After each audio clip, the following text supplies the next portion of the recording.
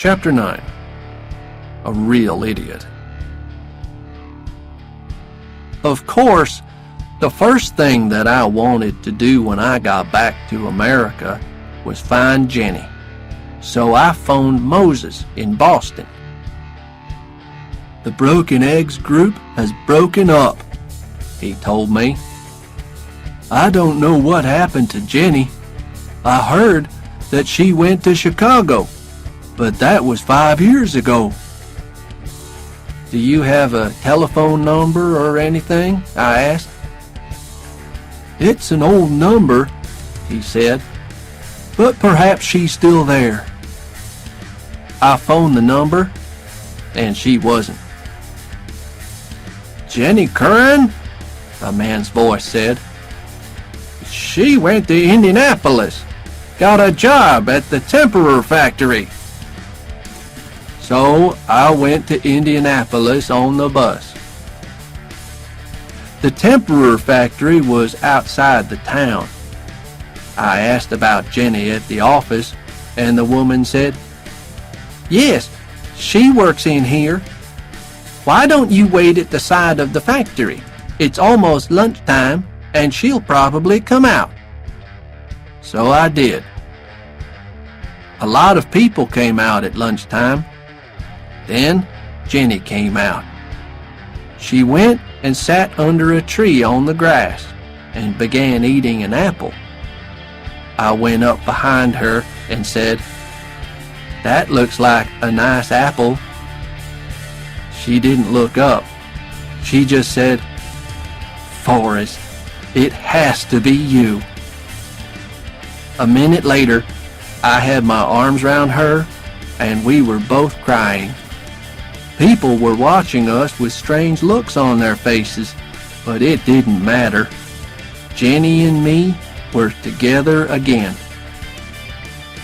"I finished work in 3 hours, Forrest," Jenny said. "Why don't you wait for me in that bar across the street? Then I'll take you to my place." So I waited in the bar. And I got into the wrestling business. How? I'll tell you. It started when I arm wrestled a man in the bar and won some money on a bet. That gave me an idea. But at first, I didn't say anything to Jenny. She came across to the bar after work, and we had a drink and talked. "I saw you on TV when you went up into space, Forrest," she said. And I told her all about that, and about Sue, the ape. "What happened to him?" she asked.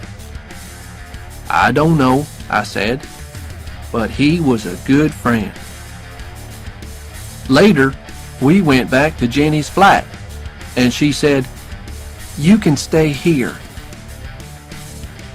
Next day, when Jenny went to work, I went back to the bar. Several people wanted to try arm wrestling with me again, and I said, okay. None of them won, because I was too strong, but plenty of people wanted to try their luck. After about a month, I was winning nearly $200 a week arm wrestling. Then one day, a man called Mike came into the bar. "You can make a lot more money," he told me. "How?" I asked. "Wrestling. Real wrestling," he said. "I can teach you." To make a long story short, he did. Jenny wasn't happy about the wrestling, but I won a lot of money. Sometimes by winning fights, sometimes by losing them, because Mike told me to lose them. Yes, that happens too. But then I did something stupid again. I bet on myself winning a fight after Mike told me to lose it. Jenny got really angry. "It isn't honest," she said.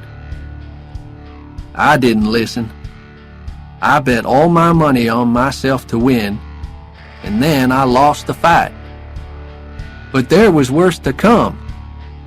When I got back to the flat, Jenny was gone, and there was a letter waiting for me. It said, "Dear Forrest, you're doing something bad tonight. It isn't honest, and I cannot go on with you like this. I think about having a house and a family and things like that now.